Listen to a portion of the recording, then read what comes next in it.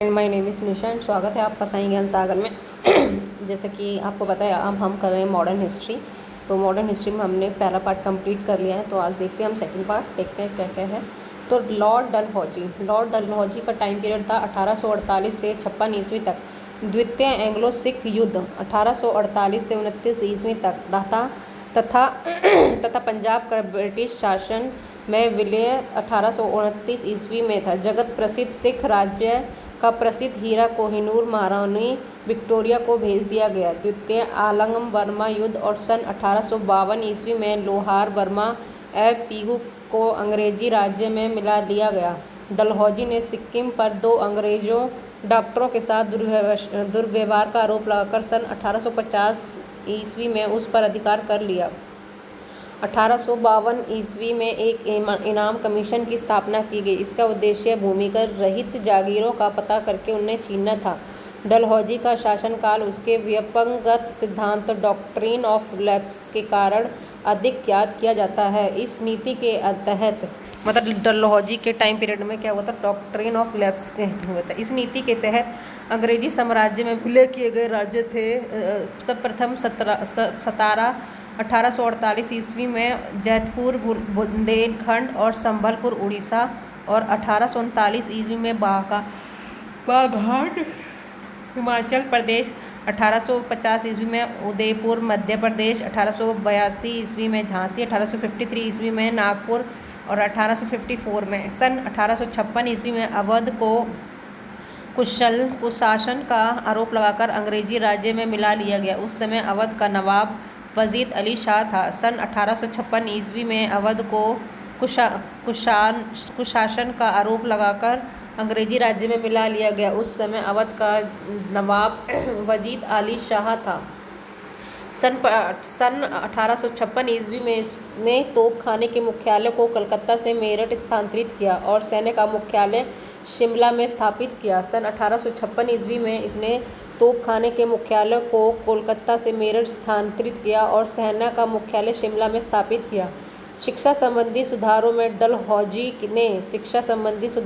डलहौजी ने सन 1864 ईस्वी के बोर्ड डिस्पैच को लागू किया। इसके अनुसार जिलों में एंग्लो वर्निकुलर स्कूल, प्रमुख नगरों में सरकारी कॉलेज तथा 1857 ईस्वी में 3 प्रेसिडेंटियों कलकत्ता, मद्रास, मुंबई में एक विश्वविद्यालय की स्थापना की गई।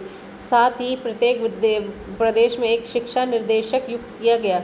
डलहौजी को भारत का रेलवे का जनक कहा जाता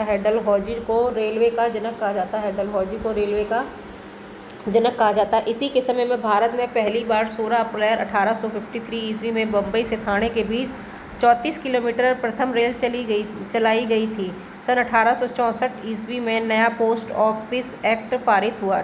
सन 1864 में नया पोस्ट ऑफिस एक्ट पारित हुआ और भारत में पहली बार डाक टिकट का प्रचलन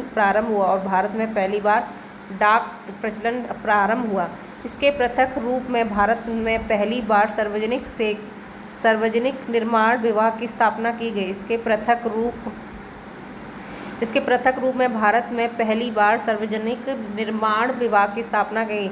इसने सन 1864 ईस्वी में एक स्वतंत्र विभाग के रूप में लोक सेवा विभाग का स्थापना की। इसी के समय में 1853 ईस्वी में कलकत्ता और आगरा के बीच पहली बार बिजली में संचरित तार सेवा शुरू हुई। सन 1864 में एक स्वतंत्र विभाग के रूप में लोक सेवा विभाग की स्थापना की गई। एक लोक सेवा 64 में 1854 ईस्वी में लोक सेवा विभाग की स्थापना की गई। इसी के समय में 1853 ईस्वी में कलकत्ता आगरा के बीच पहली बार बिजली से संचालित तार सेवा शुरू हुई। इसने शिमला को ग्रीष्मकालीन राजधानी बनाया। इसी के समय में भारतीय नागरिक सेवा हेतु पहली बार प्रतियोगिता परीक्षा शुरू हुई। डलहौजी ने नरबली प्रथा को रोकने का प्रयास किया। लॉर्ड कैनिंग 1856 से 62 ईस्वी तक यह भारत में कंपनी द्वारा नियुक्त अंतिम गवर्नर जनरल तथा ब्रिटिश सम्राट के अधीन नियुक्ति भारत का प्रथम वायसराय था। लॉर्ड कैनिंग अंतिम गवर्नर जनरल और ब्रिटिश साम्राज्य के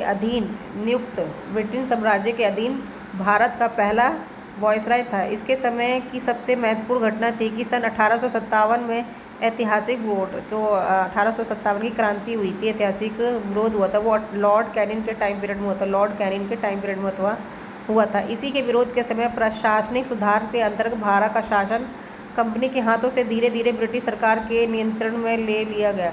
इसके विरोध के बाद प्रशासनिक सुधार के अंदर भारत का शासन कंपनी के हाथों में धीरे धीरे ब्रिटिश सरकार ने नियंत्रण में ले लिया।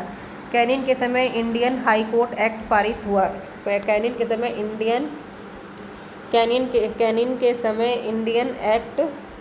इंडियन हाई कोर्ट एक्ट पारित हुआ। इसके द्वारा बम्बई, कलकत्ता तथा मद्रास के उच्च न्यायालय की स्थापना की गई। 1856 ईस्वी में कैनिंग के समय ही सन 1856 में विधवा पूर्ण विवाह का अधिनियम पारित हुआ। 1856 ईस्वी में विधवा पूर्ण विवाह अधिनियम पारित हुआ।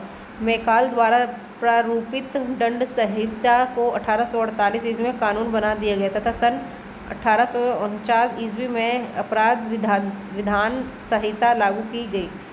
डॉक्ट्रिन ऑफ लेफ्ट यानी राज्य विलय की नीति को समाप्त कर दिया गया। व्यक्तिगत डॉक्ट्रिन ऑफ लेफ्ट की नीति को समाप्त कर दिया गया। 1861 में इंडियन काउंसिल एक्ट पारित हुआ। पोर्टफोलियो प्रणाली लागू की गई।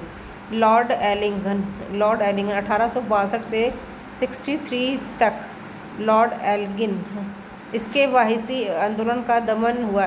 इसने वहाईवी आंदोलन का दमन किया। 1863 ईस्वी में धर्मशाला, हिमाचल प्रदेश में इसकी मृत्यु हो गई। लॉर्ड लॉरेंस 1864 से 1869 ईस्वी तक, 1864 से लेके 64 लॉर्ड लॉरेंस 1864 से 69 ईस्वी तक। 1865 ईस्वी में भूटान ने ब्रिटिश साम्राज्य पर आक्रमण किया। 1864 में भूटान ने एक ब्रिटिश साम्राज्य पर आक्रमण किया। अफगानिस्तान के संबंध में इसने हस्तक्षेप की नीति अपनाई, जिससे शानदार निरंकुशता के नाम से जाना जाता है। इसी के समय में उड़ीसा का सन 1866 ईस्वी में बुंदेलखंड एवं राजपूतना के 1848 और 69 ईस्वी में भीषण अकाल पड़ा। इसने चैम्बेल हैरी के नेतृत्व में अकाल आयोग का गठन किया।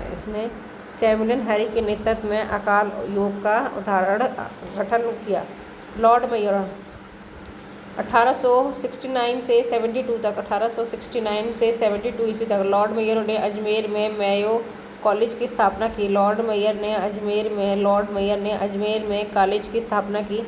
इसने सन 1872 ईस्वी में एक कृषि विभाग की स्थापना की। एक अफगान ने सन 1872 ईस्वी में चाकू मारकर इसकी हत्या कर दी। लॉर्ड नॉर्थब्रुक 1862 से 1872 से 76, इसके समय में बंगाल में भयानक अकाल पड़ा।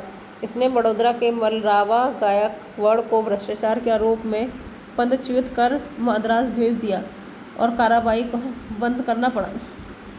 लॉर्ड नॉर्थब्रुक ने घोषणा की कि मेरा उद्देश्य करों को हटाना तथा अनावश्यक को बंद करना है। पंजाब का प्रसिद्ध फूका आंदोलन इसी के समय हुआ। पंजाब का प्रसिद्ध फूका आंदोलन नॉर्थब्रुक के टाइम पीरियड में हुआ। लॉर्ड लिटन 1876 और 80 ईस्वी। यह एक प्रसिद्ध उपन्यासकारक,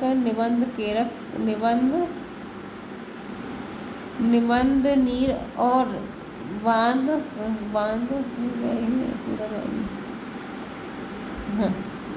फूका आंदोलन की स्थापना फूका आंदोलन इसी समय में हुआ था। इसी के समय में स्वेज नहर खुल जाने से भारत और ब्रिटेन के बीच में व्यापार की वृद्धि हुई। इसी के समय में भारत और ब्रिटेन के बीच स्वेज नहर खुल जाने से नॉर्थब्रुक के टाइम पे ही हमारा ये नहर खुली थी और फूका आंदोलन हुआ था। लॉर्ड लिटन 1876 से 80 ईस्वी तक यह प्रसिद्ध उपन्यासकारक, निबंधन लेखक एवं साहित्यकार था। साहित्यकारांश में इसे अवहेलन मेरिटिथ के नाम से जाना जाता है। इसके समय में बम्बई, मद्रास, हैदराबाद, पंजाब, मध्य प्रदेश, मध्य भारत आदि में भयंकर काल पड़ा। लिटन ने रिचर्ड स्टेची की अध्यक्षता में एक अवकाल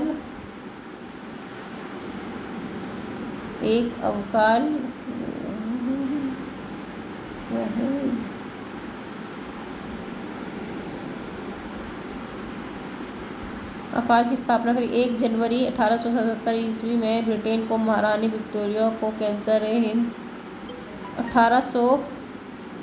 1 जनवरी 1877 ईस्वी को ब्रिटेन की महारानी विक्टोरिया को कैंसर हिंद की उपाधि से सम्मानित करने के लिए दिल्ली दरबार का आयोजन किया। 1878 ईस्वी में लिटन ने भारतीय समाचार पत्र अधिनियम वर्नाकुलर एक्ट पारित किया।